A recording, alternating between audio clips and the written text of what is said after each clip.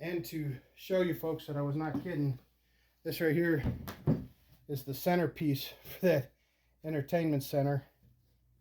So I still have a couple brad nails in it and a couple shelves I've got to take off here. And I got to take this centerpiece of oak off so we can use the plywood here.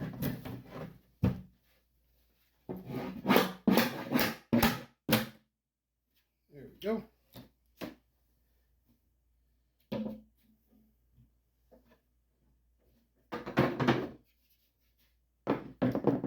All right. I do have some brad nails here. We'll worry about those in just a little bit. And grab a couple more screws. And then we get back to where we were at in that other clip where we had all the pieces and we were assembling. Of course, we're going to have to do some detail work when we go to cut the gear out. Now, these holes, if you were to get a piece of plywood from the store and it was 2 foot, you could put a circle here and a circle here. And I think a 2 foot by 2 foot would fit these last. So you have a 2 foot by 4 foot piece for this and the handles, 2 by 4, and then a 2 by 2 will cover these. So that's all the plywood you need for all the gears and the pedestal. And then you need the 1 by 4s for the bench and 2 1 by 6s for the traveler. Factor 8 spot.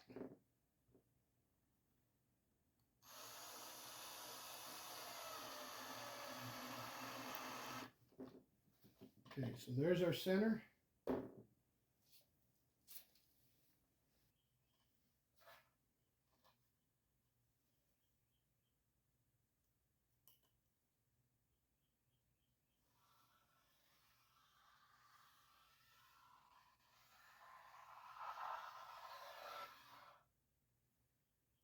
I need one 11.5. Now that 11.5. So now let's check our luck. I tied a whole bunch of knots in here. Let's see if this next one up can fit. Okay, if I hold it out a little bit.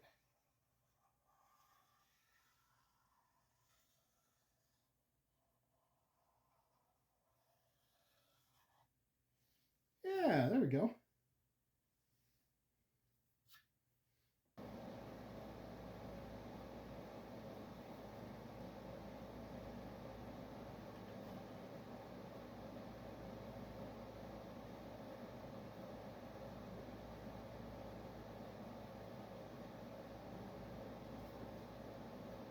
There we go.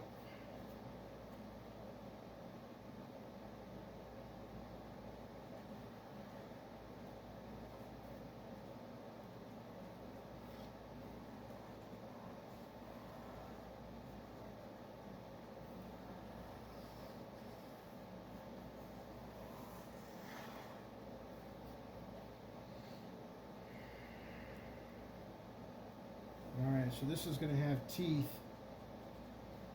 and this is our spacer.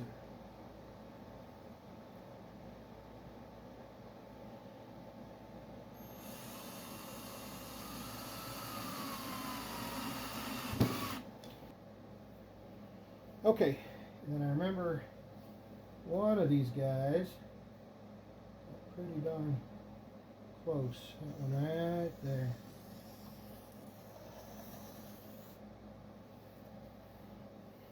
Okay, so there's our 13-inch, and then we need 10.5, so it's 5 1/4.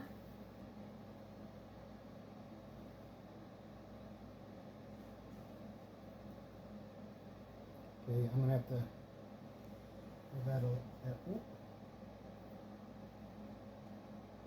a little bit of an angle here.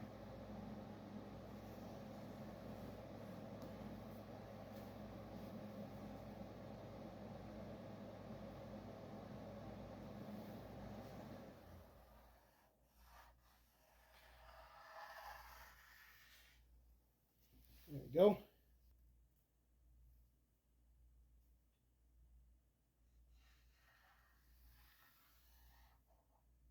Whoa now. Whoa now. Backer. This one is the handle plate. Now I do know when I'm cutting this that I only have to cut 1/4 of an inch.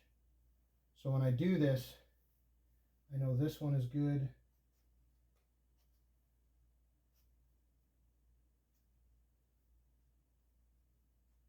And then I'll just cut in 1/4 inch when I do that one. So I'm going to cut here, not that guy.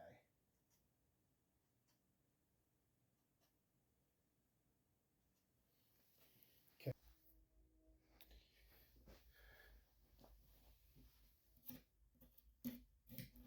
So I cut the bottom piece off and I cut these into manageable pieces. So I did something I wanted to stop and show you. I took this one piece that was going to have the teeth and I drilled a hole here. I started to cut and I decided to stop because then I can put that protractor, that's what it's called, and draw my lines out and draw my teeth before I cut the centerpiece out. So I still have the hole there and I had started cutting it. And then what I did is I just drilled a hole out here, cut around, and I cut it twice. I cut once and then this circle came out. And then where I drilled the hole, I just 1/4 inch, enough of a space. And then I drilled another outer hole and then I cut our spacer. So now these guys are trash. But this spacer is what's going to get glued to this guy right here. Just like that. I did change to a scrolling bit, which is just a little skinnier, so it fit inside that little hole. See, this was a little bit hard to fit in there, but this skinnier one just slid right in there. So that's the only difference of what I've changed so far, and we'll keep on keeping.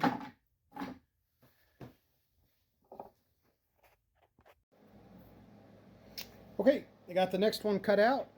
Now I forgot to mention, so this one I actually drilled the center hole all the way through with 1/4 inch because that's the center of our handle. So I wanted to make sure that I got that one in good. Originally I was thinking about cutting from the outside and working my way in, but I thought different on that because there's more material out here. Rather than cutting such a small piece with holding the circle, I kept the big piece and I actually drilled my hole here first, and then I cut the center hole out first.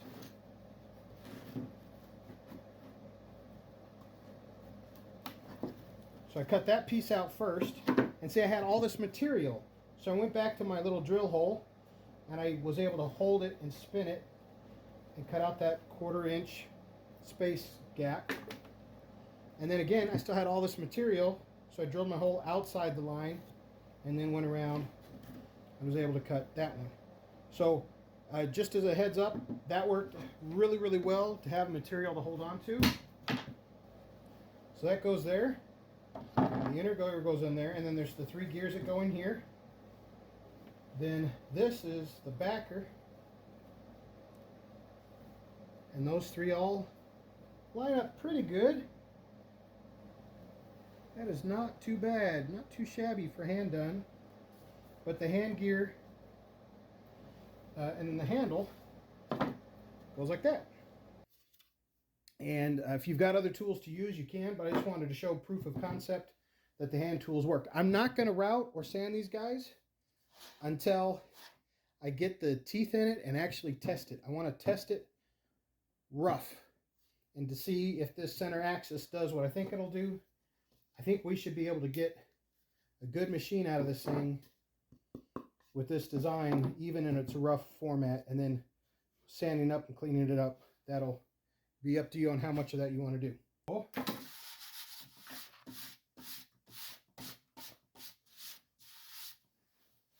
If I clean this guy off here, put this in the center.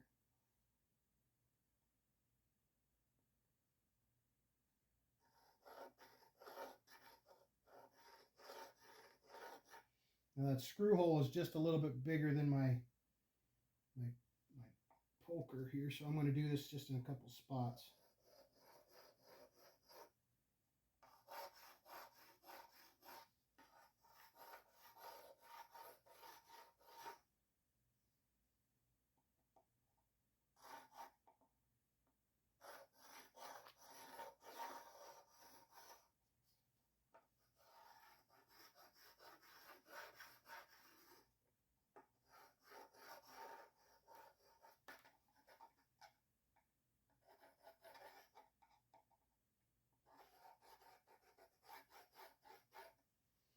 All right, so you can see that pencil mark.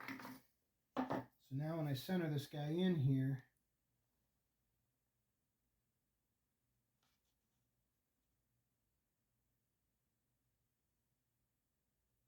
that looks pretty good.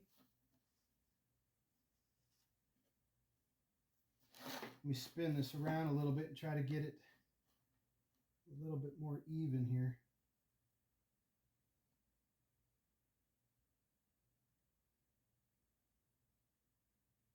That looks pretty darn good right about there. And that's the beauty of cutting out that 1/4 inch spacer, is that I have a little bit of leeway in there. If I use these markers, I can see here's a little bit wide. I think I cut in here a little bit too much. But that's okay. With this being out like this, that'll help to make that, because that's got to be right there. So it's going to be out a little bit. But that's okay. That's the beauty of having the whole thing.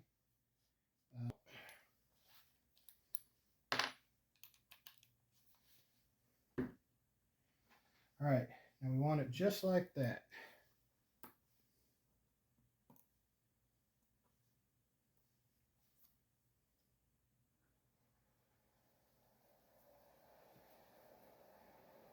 Okay, and I don't need a ton of glue because it'll ooze out everywhere.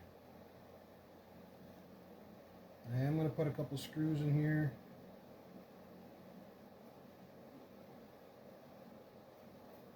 I want enough to help hold it well together. Okay.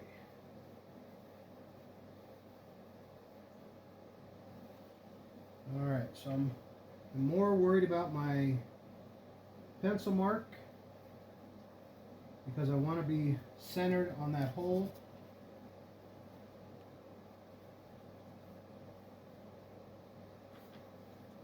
And the rest of the stuff on the outside I will clean up. So I'm going to put a clamp right there. I can see pencil mark.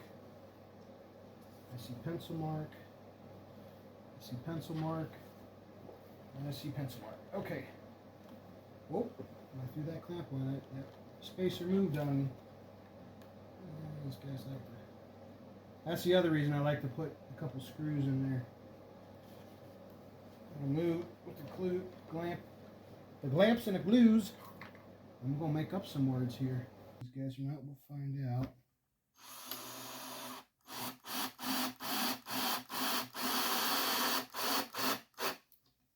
Yeah, look at that.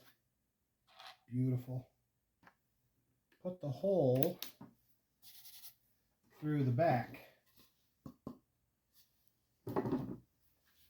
I've already got this one started here. Now let me get those guys off.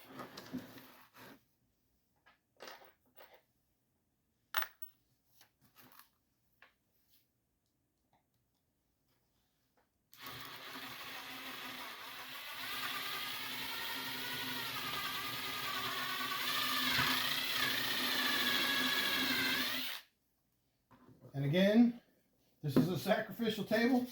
Don't do that to a table that you don't mind poking a hole in. Because that's what I just did. I went all the way straight through that table. Okay, so I've got a 1/4 inch bolt. This out. 1/4 inch bolt through the back.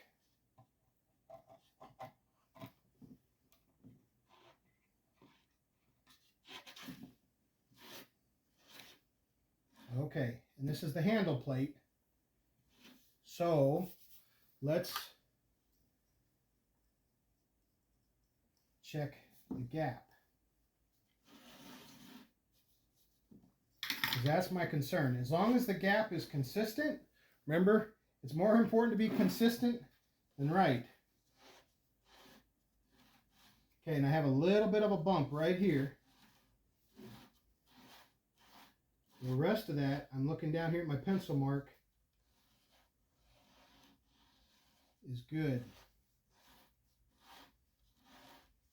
I'm looking at an angle here, and that angle does not change the distance. So I feel really good that these two center holes lined up. And so what we do when we cut the teeth out and we put that in here, I'm actually going to put the teeth plate in here, and I'm going to use cardboard and twist it and center this guy. And now that we have this hole here, I can put this guy in here and glue it in there, and then I can center this teeth plate so that it's center as well. So we are doing pretty good there so far. I don't mind showing you here. See how it's somewhat, and then right here, see how it's smooth? And then here it's a little bit out on this outer one, but then here it's smooth again. And then you can see where I just cut a little different. And then here I was a little bit off, so you can see I cut in too far. But these little bits and pieces, that's okay.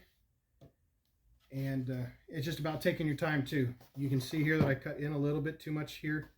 It's just taking your time, and plus I've got that 1/4 inch gap. That is to give me room for human errors.